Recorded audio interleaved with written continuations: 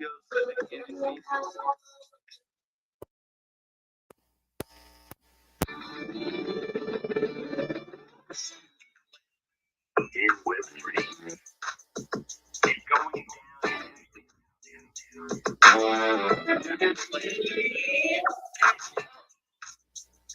and welcome all. I'm your host Lou, and today we have a jam-packed show for you with a great special guest.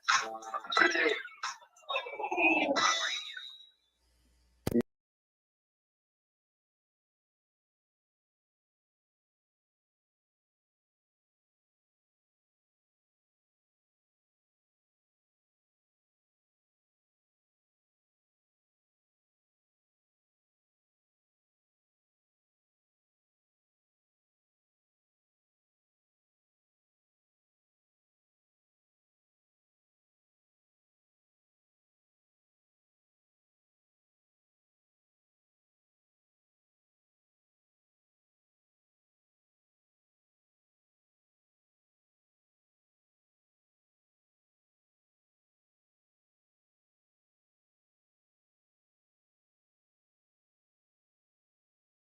contribute to the show, throw some flowers. If you're enjoying the content, please show your support by clicking the chat icon in the Twitter spaces over here, over there. Share it out. We love you. We love the feedback. Again, these views and opinions expressed in this show are those of the speakers and do not necessarily reflect the views or positions of entities they represent. DYOR NFA. With that, JPEG J, how are we doing today? Doing really good. This is like our fourth session of like running this. I'm still getting the chops down, but I think we're gonna have a really good show today. Hell yeah. 35th Rug Radio Spaces, third video stream spaces. Yes, we're getting it down. Jay's doing an incredible job co-hosting. And with that, let me give some flowers and an intro to our special guest today. Okay, let me back up. Zendao, let me give a little backstory here. I'm a Crypto Bats holder. If you're seeing in the stream, I'm wearing the Crypto Bats merch. Shout out to the Crypto Bats holders out there. An NFT project by Ozzy Osbourne and Sutter Systems. They helped onboard me on one of the first projects I minted in the space. They recently dropped Ancient Bats, which was a scavenger hunt that they dropped all over the world. And the CloneX NYC community came together thanks to Jade Toadcat dropping us some Easter eggs, little crumbs along the way. Hodl CEO going out late at night, chasing this Ancient Bat down in Central Park, getting us the Ancient Bat. Then we found out that it was actually 3D files that we could do with our clones. And we were like, this is heaven, match made in heaven. I reached out to Huda over there at Crypto Bats. Shout out Huda. And he put me in touch with Zendao, who now we are here talking about filmmaking and movie animation and all sorts of incredible stuff. So with that, Zendao, welcome to the show. Thanks, man. That was a hell of an intro. I love the setup, by the way. The third stream, you guys seem really polished for just being the third stream. Like, the setup is incredible. You know, the way that the stream works, how you can like pull up images and whatnot. And I love the filters that you guys have. It's like, it brings a lot of fun to the show. So yeah, I'm super excited to be on the show. Thanks for having me, and yeah, look forward to chatting about all sorts of things like Web3, movies, content, all that sort of stuff. So much to unpack. I'm so excited, and you look so good, by the way. Like, I'm loving this new setup. Like, I like it that I have my phone in my hand. I can't wait until Twitter has the desktop version for Spaces, right? So the phone can kind of be out of my hand, and then I can just finally fully integrate into the desktop version here. For those all that are joining in right now, just to reset the room, we love you in the Twitter spaces, but also you can join our YouTube live spaces right now. And it's just, I mean, Zendao is looking just so good with his background. I look so like, I'm looking rough over here. I need to get this set up better, and I'm happy with that. So with that, Zen, tell us a little bit about yourself, if you don't mind. Who is Zendao? Yeah, so man, where do I start? I guess if we go back all the way back to before I joined Web3, that's probably the best place to start. So I have about a decade-long history in visual effects, working on all sorts of films, from like really crappy B-grade horror films like the Vatican tapes, where I had to animate some girl breaking her limbs. That gave me like nightmares for for like weeks. Um, but all the way from like those B grade horror films, all the way to like your AAA blockbuster, Marvel productions, like Avengers, Deadpool, Doctor Strange, Spider-Man trilogy, just a lot of like, big blockbuster stuff. But um, that's sort of where I kind of got my experience in 3D and animation. And apart from that, I did a lot of like advertising, like before the films. Like I worked in advertising studio where we did like all kinds of films for like Australian TV channels. And then I did like some kids like TV series. So we did a pitch for a kids TV series which got greenlit. And that was like my first job. I got like I got hired to work on that, so I was pretty lucky. So yeah, I guess it's a bit of a colored past in terms of like the types of projects. Like there's a lot of like good and bad, and eventually I guess I wanted to just do something on my own, just be a creative on my own terms finally.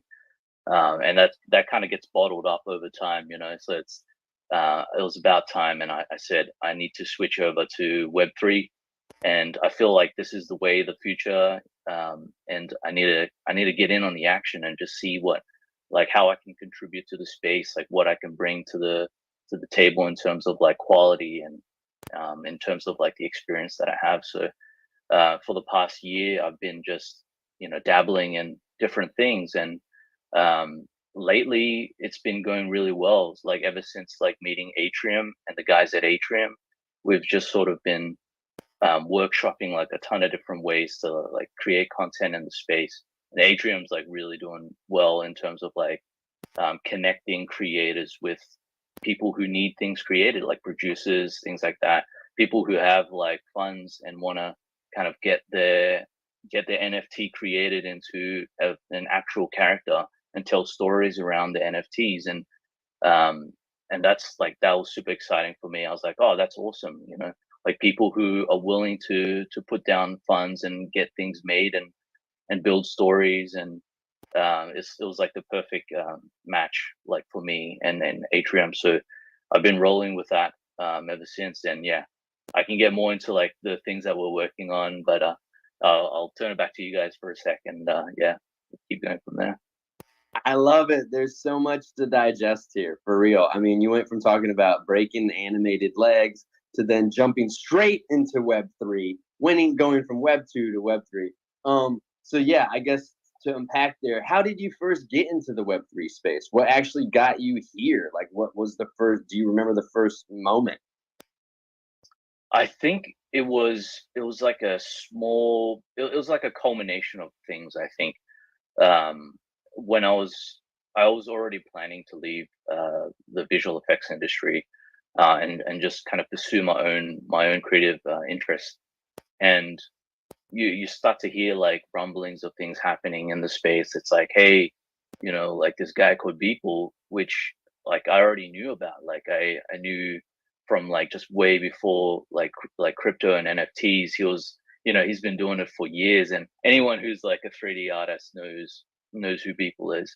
So you start to hear things like, oh, he's doing really well in space, um, and it's sort of kind of connected some dots. It's like, hey, there's like actually something happening here, where there's actually potential for artists like me to kind of come on board and actually do some interesting things in the space and finally lend our creative vision to something, right? And I think that was one of like the dots. And then another one was like crypto, and just like understanding more about the technology, understanding like the potential for crypto, understanding like that's the future, like that's where things are going. And I feel like having worked in the space, it kind of just verifies all those things as well. And then yeah, just like just wanting to leave and exploring like other things. And I think once you start looking into those things, it just makes sense. Like, hey, this is it. I love that. I love that a lot.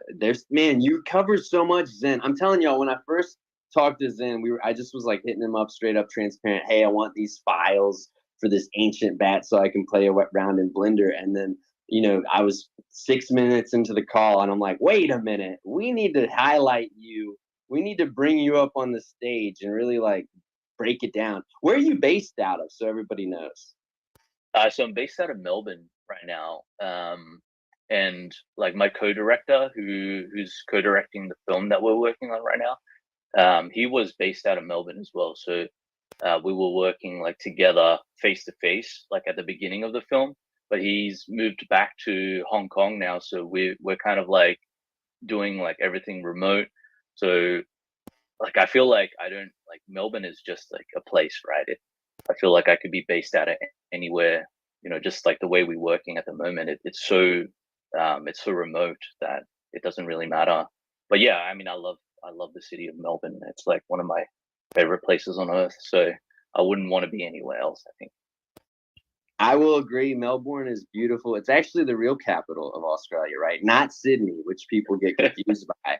And Melbourne is just a trip, man. I lost a hula hoop contest there at this Moose Tracks like bar. I don't know if it still exists. Every time I ask people, they say it's still there, but I don't know. But it's like right down by the base of the Capitol building. But man, Australia, y'all, I love you guys. You guys, it's such a good time over there. Like I can skateboard and the cops are just like, don't skate on that. Like everybody's just super chill. So some of the past collaborations that you've worked with in the Web3 space, one I mentioned was Crypto Bats. Obviously, I've said that like 3 times now. Fishy Fam, Clanosaurs, Fang Gang, Long Lost, Pop Heads, Cosmic Cat, Stacks, and Breadman. You mentioned Atrium, so like let's just get into this movie and nouns now. You're working with nouns. Yeah, so man, I like when you list them out, I didn't know there was that many, but I stopped keeping track just because it feels like when you're collaborating with these projects, you're just working with people at the end of the day. So it just feels like I met a lot of cool people in the space. And sometimes I don't really think that, oh, these are like some of the projects are like actually really big now. Like Clanosaurs is like one of the biggest projects on Solana now. They're doing really well, and the creatives there are just like amazing. But yeah, so like coming back to nouns, like it's super interesting how that whole thing came about. So Atrium's, like I mentioned, like they've been pushing really hard to like connect creators with people who need things created, or just like finding really interesting ways to like fund creators to like do really cool things. So one of the ideas that they had was like, hey, like we have this awesome like slate of creators. Why don't we try to like pitch to a DAO to like do a film? It started off small.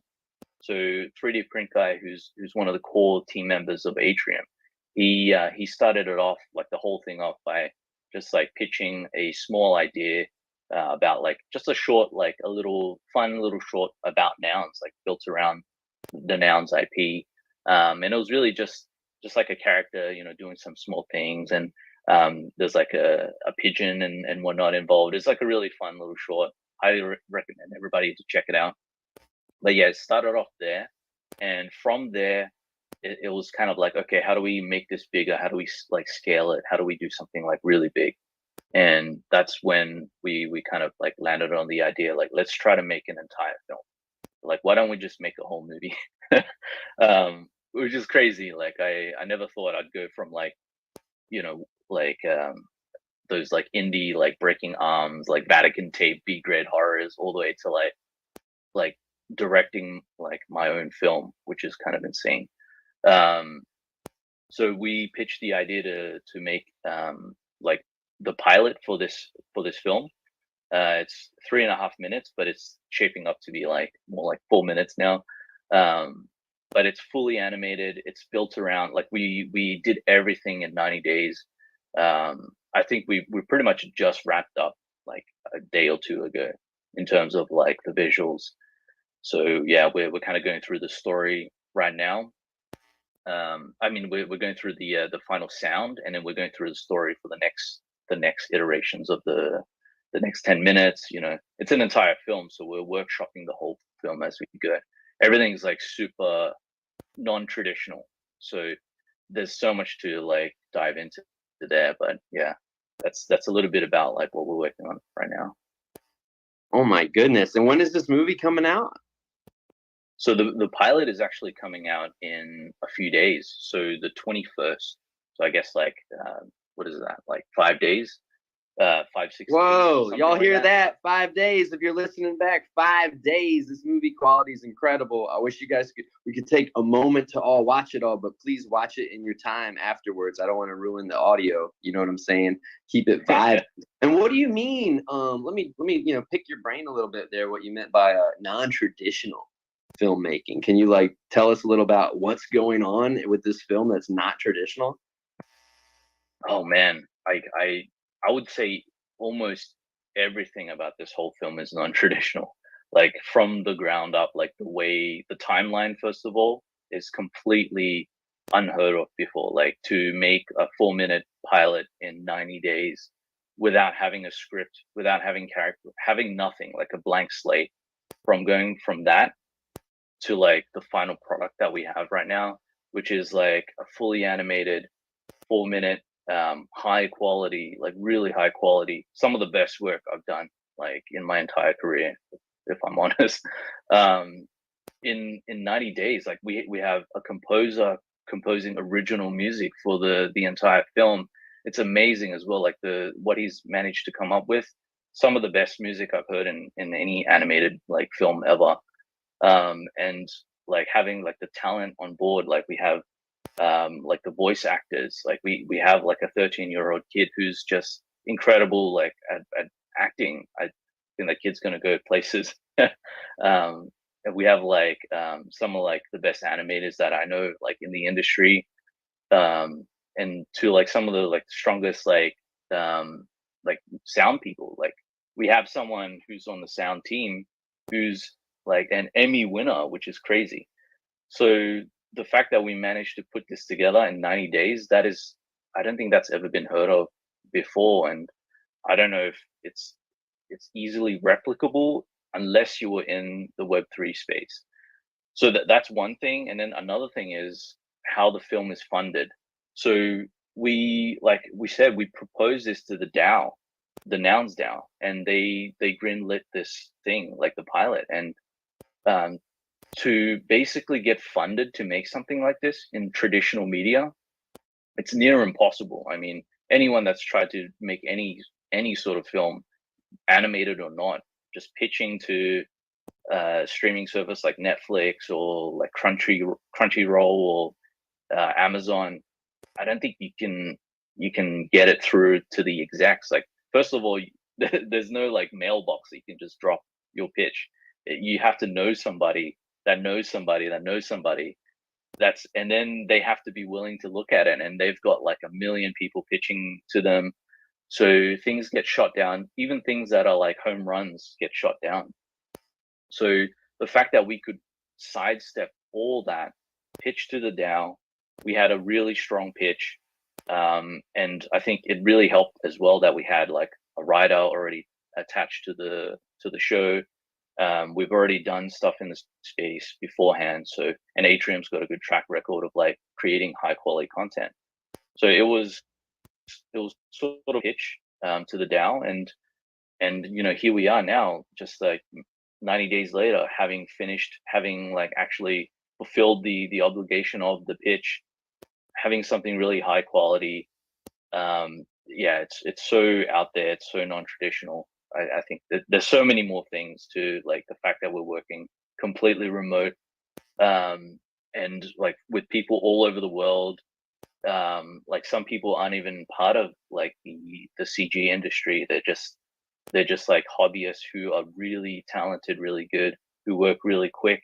Like Batmax is a great example. He's been making NFT art in the space, and he just sort of we kind of connected through Atrium because he's one of the artists at Atrium, and we're just like blown away by his quality of work. And we said, hey, do you want to come on the film and work on this? Like that is so non-traditional as well. The fact that Nouns is CC0, so it's there's no copyright, like in the same sense as like the like traditional IP. it's completely open so that anybody can make anything with nouns. It's like permissionless. So I think that, yeah, there's so many things. There's probably a million more things that I'm missing, but I can go on for days. No, I love that about you, and that's why we wanted you on this show. And I said, please take your time, because a lot of these spaces sometimes feel like an elevator pitch. Like this is episode 35. I still get nervous when I'm up here on stage. You know what I'm saying? Like it is what it is. A lot of things to cover there. So in 5 days, how can I see this film? Like, how do I get access to see it? Yeah, so like if you follow Noun's movie and just keep updated with their posts, you'll definitely see where the links are posted. So I would say that's definitely the one to follow. You can follow myself. I'll obviously be tweeting it out as we go.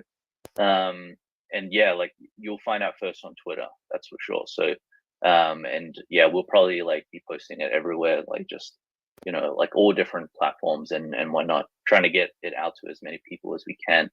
And this is not like you don't have to like, it's not gated or anything like that. You don't have to like pay to like watch it or anything like that. We want as many people to see this as possible, and it's purely for your enjoyment. So this is not like, hey, give us your money type thing. We're just really excited. Like everyone's put in so much hard work to make something that everyone can just enjoy. So we just want to get the word out. And yes, totally apologize if I sound like super pitchy or anything like that. But we don't want anything other than you guys to have a good time when you're watching it. That's all. Oh my gosh, hold on. You don't sound pitchy at all, everybody. I need to, y'all know I'm fucking detail oriented on this show. And one thing that I missed out big time was Atrium. Atrium. He keeps talking about Atrium. I didn't tag Atrium one time. I didn't look at the Twitter until literally like 3 minutes ago. So let's break down Atrium for us, please. Yeah, so Atrium at the moment is a platform where you can go on and you can find artists, you can find people who are willing to like work on a production with you, whether it's like a large scale or small scale. They're really just a platform to help connect creators with people who want to create things, like producers and people who are willing to like just put the money where the mouth is and just say like, hey, I want to make this and I have an entire business model planned around this. I want to produce a music video. I want to produce like an ad. I want to produce something using my NFT characters, or it could just be in the NFT space about like a Web3 app or something like that. So it's just a great way for like people who are creating to connect. And they have so many big plans of like different things that we're trying to do. And I mean, Noun's like movie is one of them. It's not like really for like anyone really. It's just like for the public, right? Like the Nouns movie's there for everyone to enjoy. So it's not all like business like that. It's really just like creating really cool stuff. I think that's at its core, that's what Atrium's trying to do. They just want to like kind of give creators an actual platform to sustain themselves, which I love. That's why I feel like it was such a good match for myself and them to kind of collaborate together. This is so cool. Oh my gosh, I'm so pumped. I love it that we do these spaces, Jay, because every time we do these spaces, we open 1,000 more doors. Seriously, don't be scared, y'all, to come out your house. Get out the house, get in the streets. Like, what?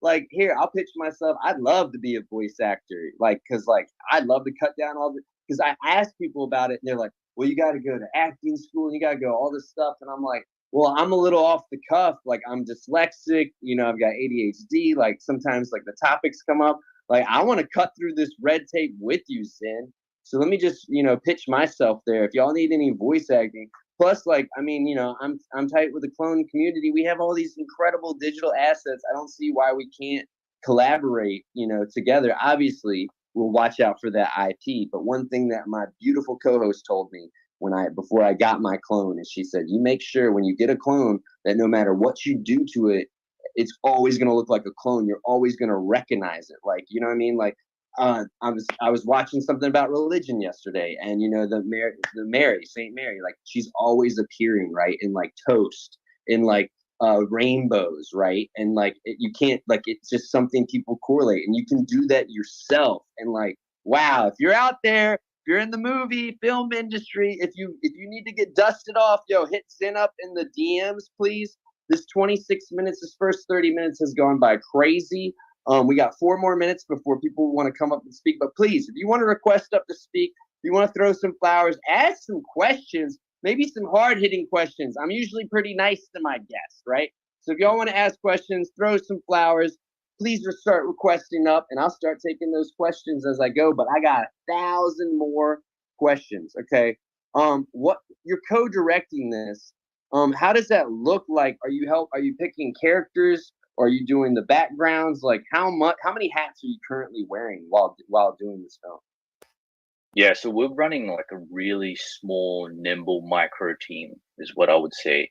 It's almost like a micro studio, in a sense, and that's how we're able to like get things done so quickly. So everybody in the team is wearing like all the hats. My co-director is sort of dealing a little bit more with the animation side of things, so like the movement, the performance of the characters. I'm dealing a little bit more with the art direction, so I'm dealing more with the colors, the look of the show, the rendering. But I'm doing everything from like writing, code, like writing Python scripts to button up our pipeline, all the way to doing like project management and scheduling and timeline and hiring. We're definitely like wearing all the hats I get, and it's pretty crazy. Like it's a pretty crazy pace. I mean, given the fact that it's only 90 days to do something like this, so there's no other way to do it other than to wear all the hats. But yeah, so we have like some really strong sound people, like I mentioned. So our composer is just like phenomenal. He's just an insane talent, and we're so lucky to have him, as well as like the sound people like for Foley and whatnot, and sound design. So a lot of the sound stuff we've just been like giving full creative control to them, and just giving like minor like notes here and there. But really, it's a collaboration. So we don't want to tell people like this is how it has to be exactly. We wanted to give people as much creative freedom as possible, so that they can enjoy the filmmaking process along with us. And it's not, we're not trying to emulate what we did when we were in the studio. That's the reason why we left. We didn't want that environment. So we wanted everyone to feel open and free and creative. So in a sense, it feels much more like a collaboration, like a group of friends coming together to start a band and just make cool music in a garage. But and we want to try to scale that feeling so that as we get bigger, we don't lose that essence. And it feels very Web3. It feels like borderless and permissionless and creative and open. And that's kind of, yeah, that's why we're doing this. And I just want to give a shout out, by the way, to Anaroth, who's in the crowd. He's actually one of the core people from Atrium, one of the most eloquently spoken people that I know, and just amazing insight into just the whole process as well. And he'll probably have a lot of insight as well. I don't know if he's down to come chat, but I didn't mean to throw you under the bus, Anaroth. But yeah, I just wanted to give you a shout out because I love the guy. He's awesome. Shout out Anaroth. Yo, I feel that. Like I used to request people to come up. Anybody can come up. No pressure, right? Like I'm not here to just like grab people's content, grab people's questions. Like, but we're having a really great conversation up here. And if you want to come up and talk about it, it's really incredible. And with that, Anaroth is coming on up, and we love that. Hello, Anaroth. Thank you for joining. And Azuki, we love the Azukis, by the way. CloneX NYC is tight with the the Azuki NYCs and the Big Apple Ape community. And they've led us to a lot of other opportunities and collaborations. And I just have to say that because it's important. I don't get stuck just behind one PFP and one echo chamber, right? Even though I love it. I'm a diehard clone. Don't come at me. But it's important to branch out. With that, Anaroth, how are you? Bro, I'm walking home as fast as I can so I can not be in like the wind tunnel that is Orlando, Florida right now. Zen's like the most humble person. I swear to God, he needs to brag about himself so much more. He's incredible, and like I hope you get like the genuine sentiment when you hear him talk on this stage so far. It's not just like the opportunity for him to put on a director hat for the first time, but this guy is out there saying like, nah, it's not just about me and my co-director. I want to give the experience that I wish I had to everyone else while I was doing the stuff that I was doing, like working through the process. And I think that's the part about Web3 that I love so much, is there's this, as cars go by, it's like the worst thing to quote ever, I swear. It's the opportunity of possibility that exists here, where you can just find the most passionate people and they're like, yo, yes, I want to participate. I want to make this the best version it can be. And then you have DAOs like DAOs that are like, hell yes, I want to fund that idea. Why wouldn't I? And the thing that makes me so excited for people like Ben is, yes, we want to make this content so people can enjoy it. But what people will remember about this era of Web3 is the content that gets created. And to be able to be a part of that in such a nascent stage, like, I'm so happy he has that opportunity. Like, so happy, because he deserves it 100%.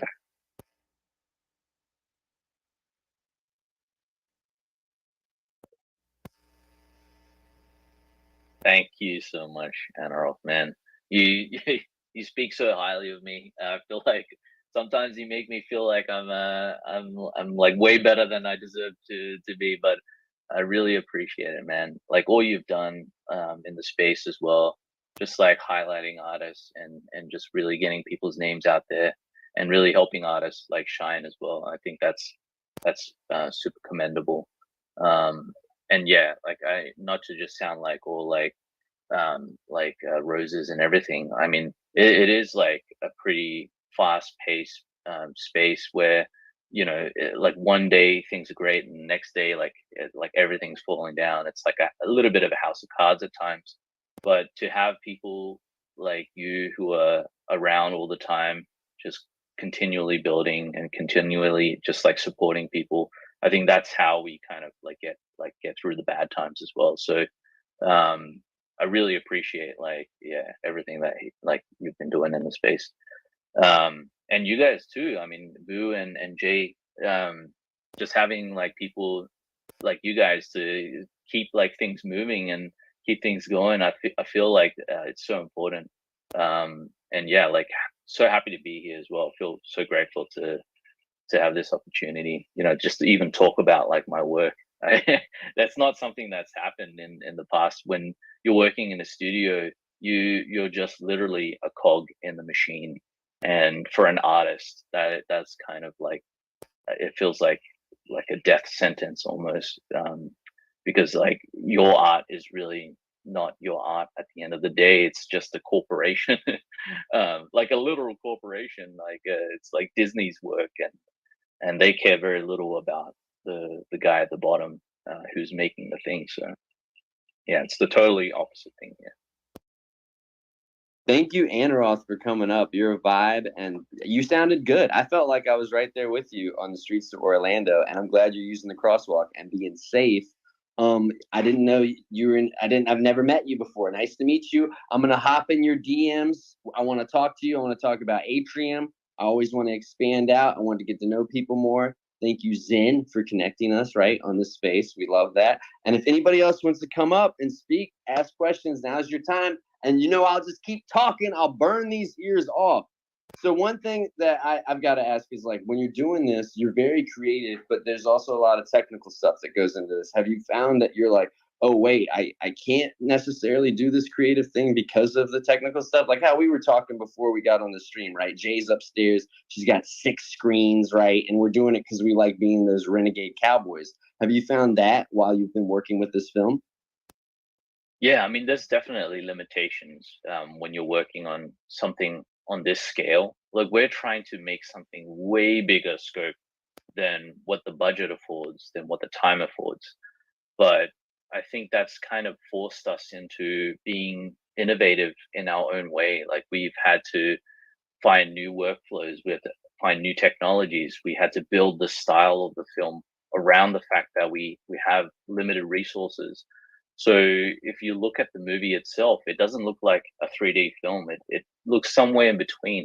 It looks kind of a little bit like I mean, I hate to use Spider-Verse as an example because they're just like one of the yeah, it's just one of the coolest films out there stylistically. But we took a lot of inspiration from like things like Spider-Verse, from things like Borderlands, from things that didn't feel like 3D. We wanted to make it just about the characters, about the style, about the art. So when you look at the film, yeah, it's kind of this weird blend, and that was also a decision we made financially and economically. So to make an entire film, there's so many 3D assets that you need to build. So what we've been doing a lot is we've been like finding assets that fit the style of the film that have been made already, and we've been purchasing it, and we've been using what we call like the nouns filter, the nouns movie filter, and it kind of runs it through this effect that makes it feel like it's integrated in this world without having to retexture the assets, without having to remodel things. It kind of just like it's a really efficient way to like incorporate assets that have been made into the same style. So that's one avenue in which we've had to innovate. And I think it looks pretty like stylized compared to a lot of stuff out there, and we're really happy with the final look. As well as like just working remotely, how do we communicate?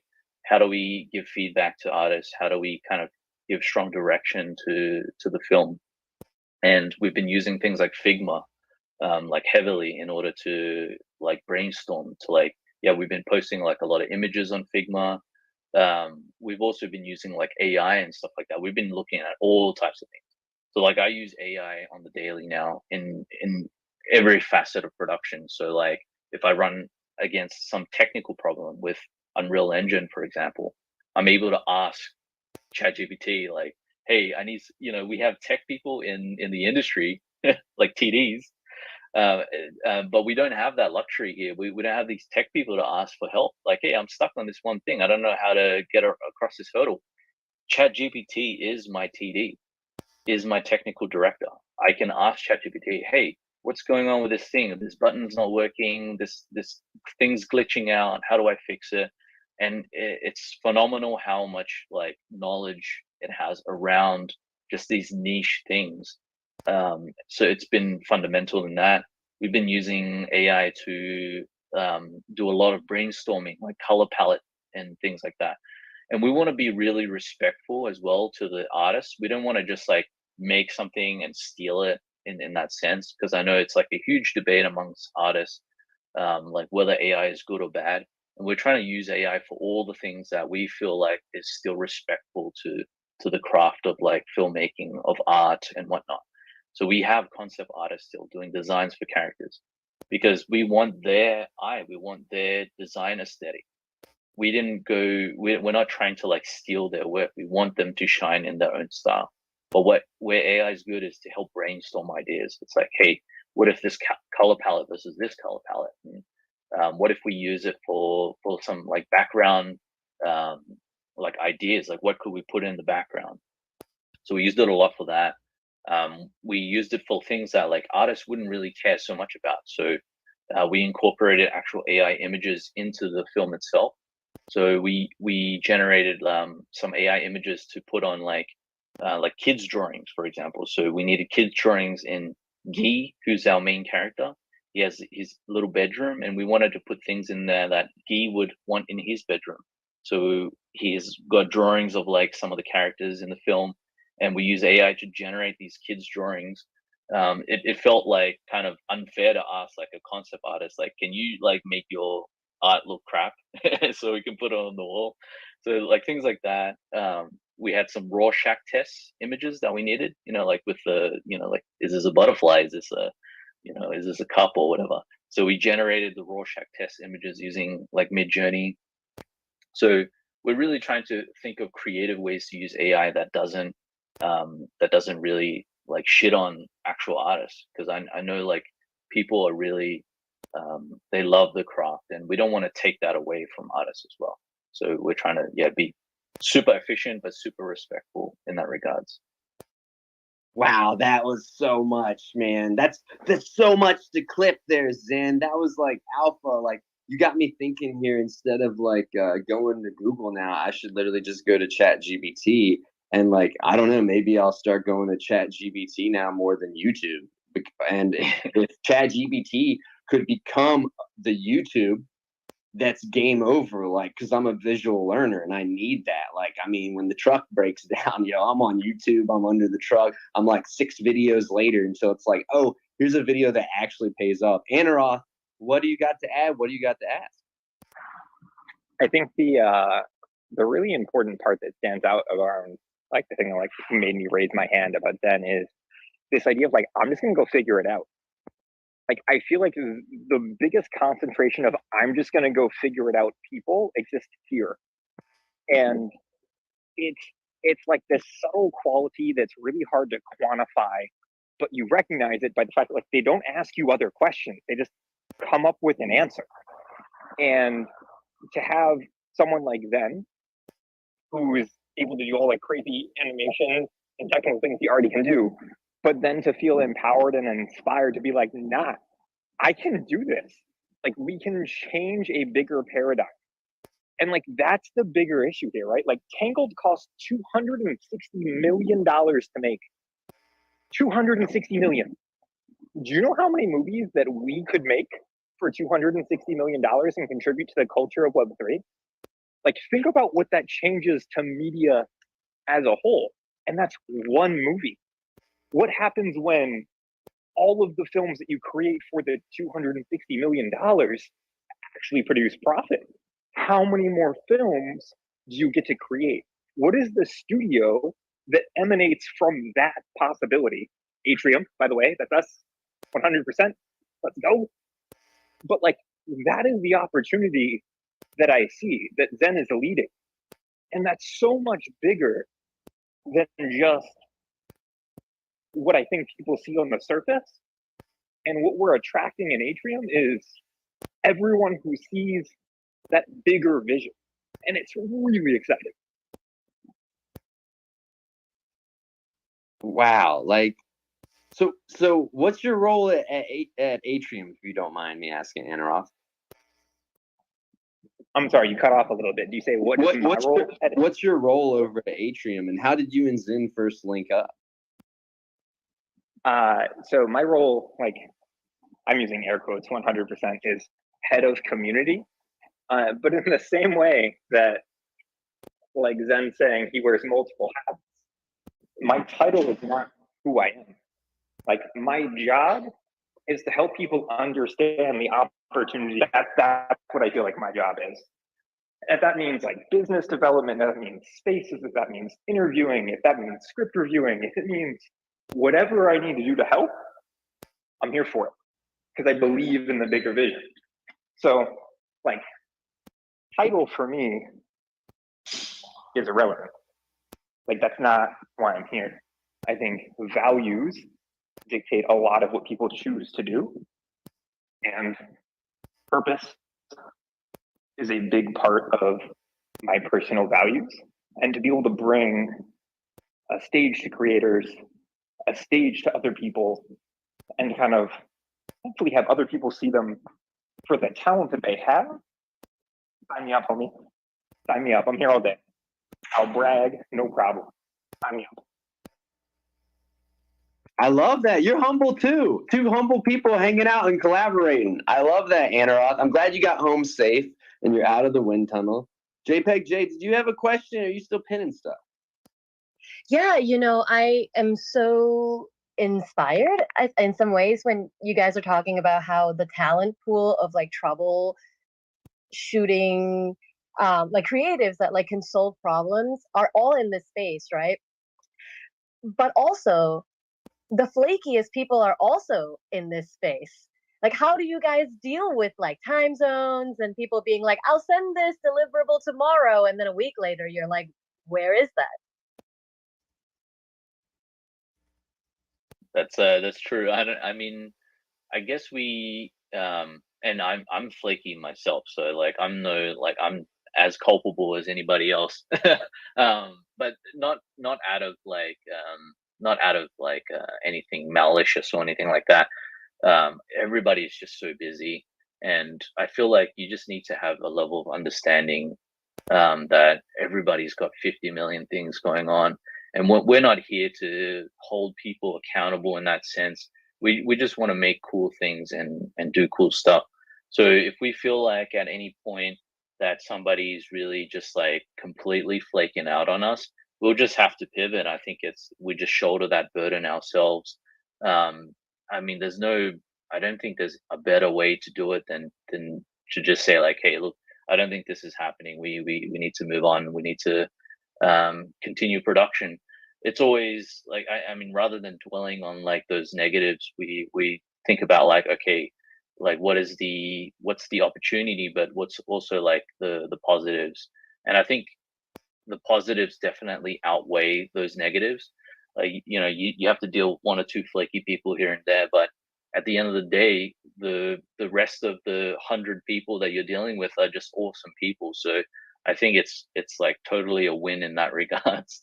And there's flaky people in real life too, in trad media all over the place. So it's no different than anywhere else in the world, I think.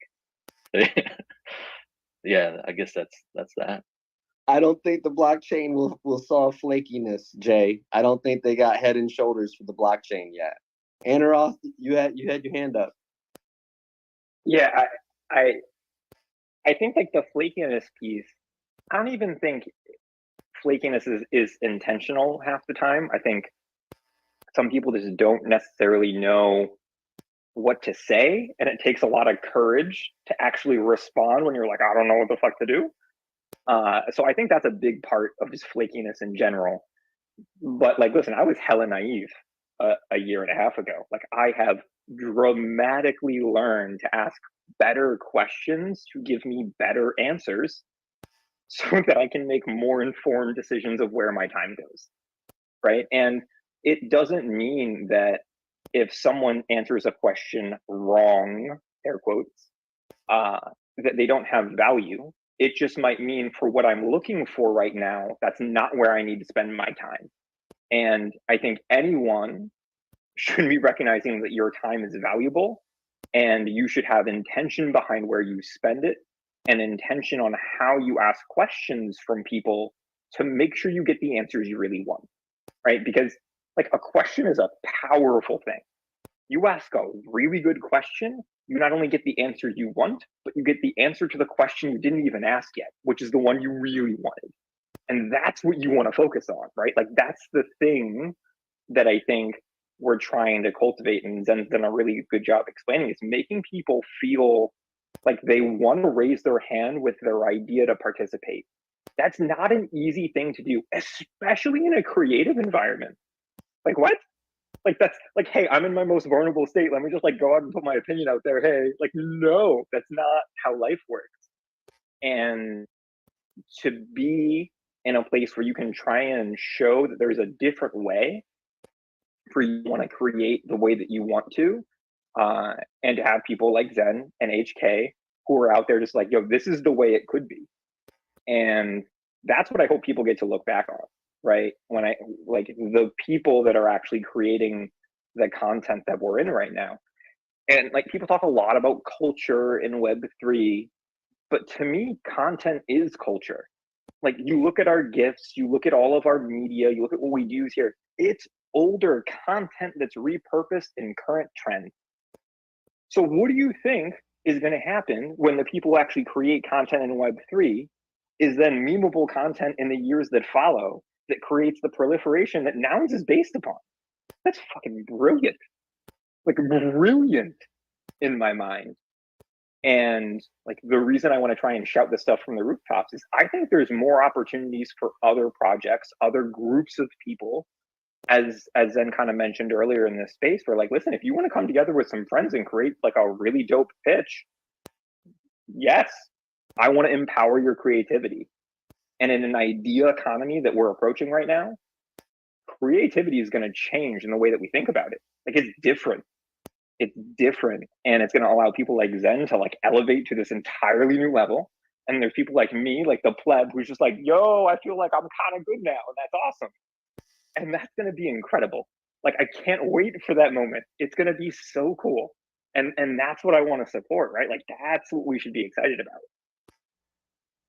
Yo, you're so well spoken. And honestly, what's so cool right now is that we're hitting the emojis in the chat on Twitter Spaces, and we're freaking out with our faces on the video live stream.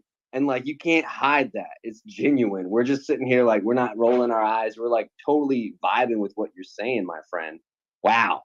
Like, Anaroth, I'm sliding in your DMs like tomorrow. Give me some time to sleep, and I definitely listen back to all my spaces to see how we can improve. But man, I'm coming in your DMs quick. I want to ask one more serious question. I got 8 more minutes. So if anybody else wants to come up, ask questions, throw flowers, maybe, get an opportunity up here with, my boy Ken. I mean, Zen. Sorry, I'm calling you Ken. I'm calling you nicknames because I'm getting so comfortable. Oh, my goodness. I don't even know a Ken lately, But anyway, I ask everybody this. If there's something that you could like improve or change upon the space, one thing that could help, change the UI of the space to improve upon it, what would it be, Zen? Oh man, you put me on the spot. I mean, everything is pretty buttoned up at this point. I mean, I'd really need to like think hard in order to give a decent suggestion. I love the setup at the moment. Like honestly, with the live stream, being able to pull the videos up, and like you guys having like the fun little filters and even the graphics and the banner at the bottom. I mean, this is like as legit of a live stream as I've as I've ever been on. Oh my goodness. I think you misunderstood my question, my friend. I wasn't asking about us. I was asking it as the space as a whole, like Web3, like, when you were first coming in the space, like Web3 or making this movie, like today, like if there's something you could change or improve upon, like, whether it be logging into your OpenSea, something like that. I appreciate all the flowers, those. My bad, man. Yeah, I mean, the space in general, I feel like there's one thing that's really good about traditional media, and it's not all bad in traditional media. I just want to like throw it out there. Like, there's things that are really good there too, and there's really good people. But I think one thing that's really good about like trad media is because it's been around for so long. You have so many people who have just amazing connections with other creatives, and I feel like that's something that we can definitely foster more in the space, is like connecting with other creators, being there to help each other out. Like, hey, I need a sound guy, do you know somebody?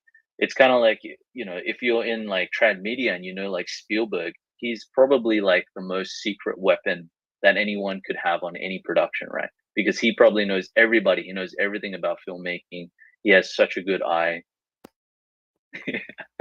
Yeah, and that's exactly the kind of people that we need to kind of like have in the space, but also just like foster people to grow into that kind of Spielberg role, someone who is just there to help support other filmmakers and connect other people, and not to gatekeep as well, like, just really there to elevate everyone in the space. And I feel like right now we're all just a bunch of headless chickens running around trying to like do things right.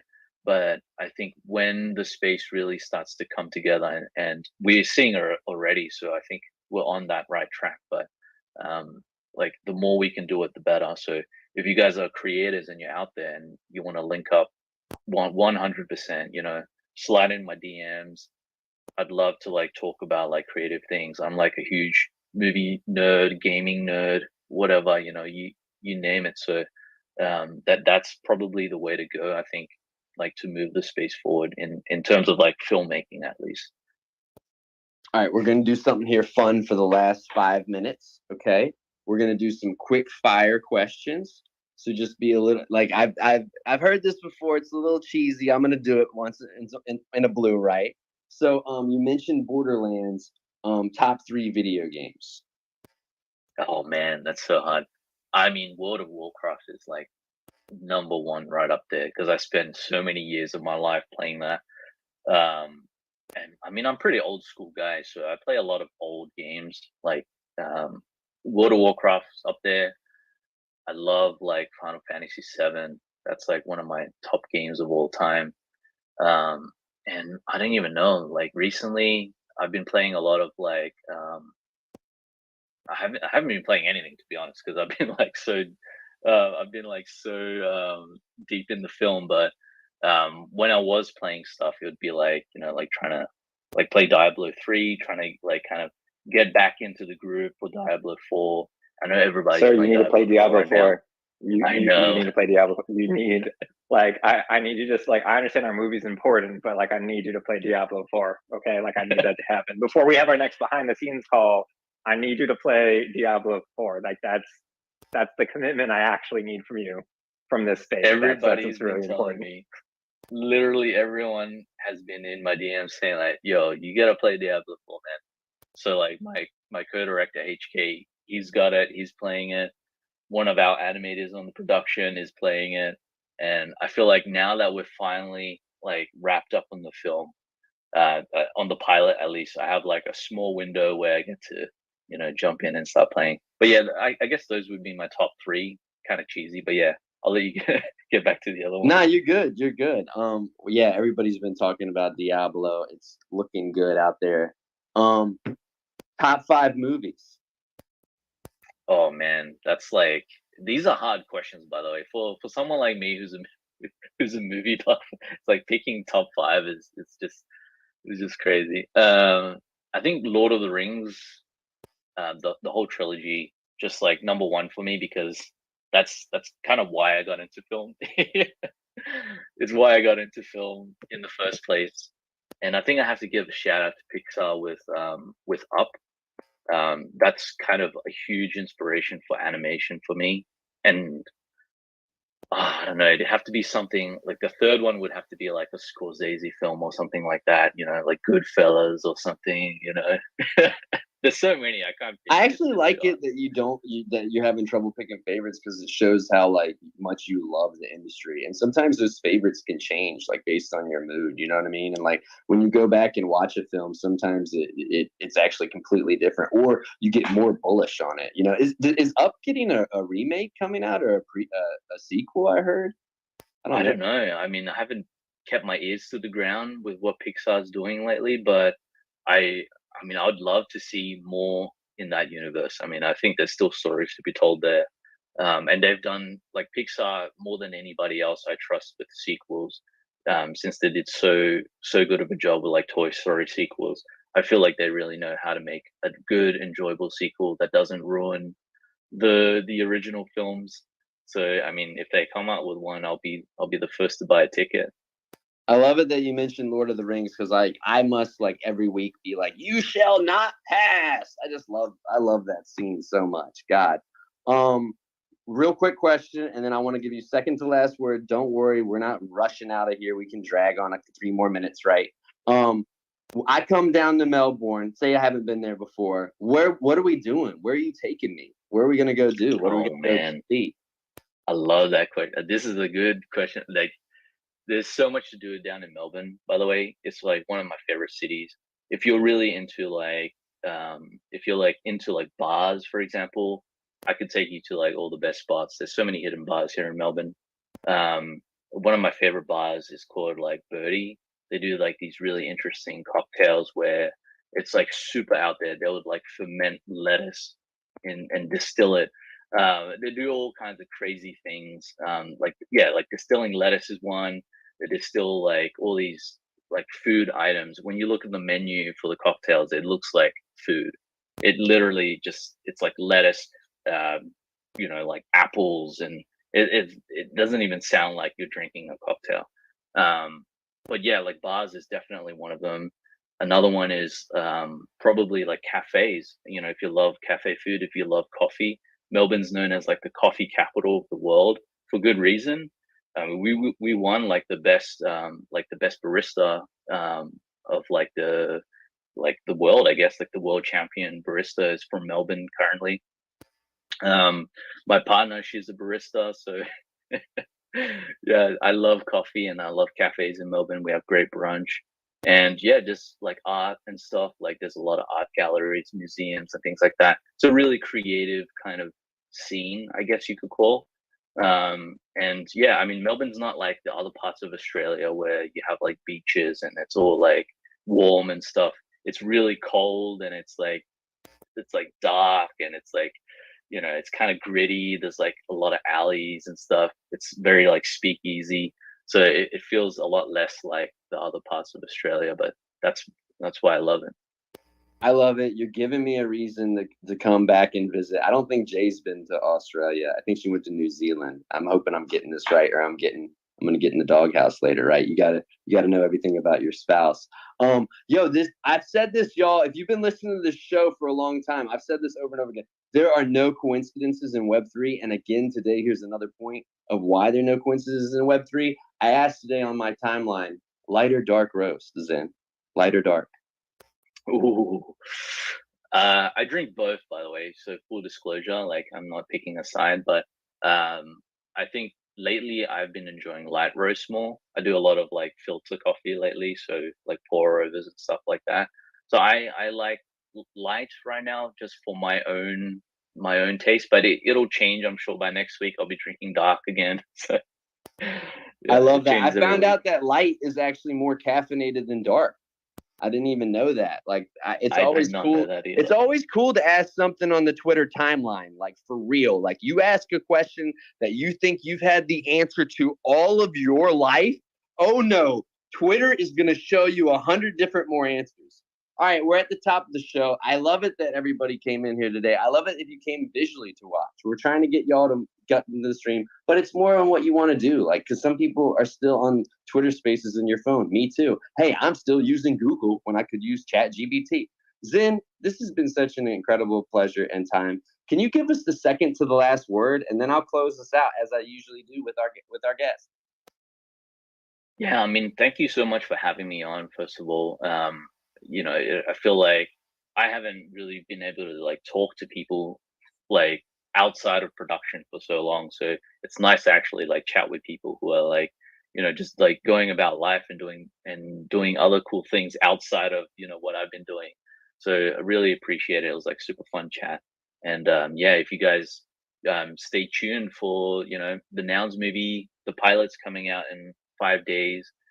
We just want everybody to watch it and just enjoy. We ask nothing else other than to like just have a good time and enjoy everybody's hard work. Listen to watch it with sound, because like some of the best music composed, in my opinion, that I've ever seen in any animated thing. So it's really awesome.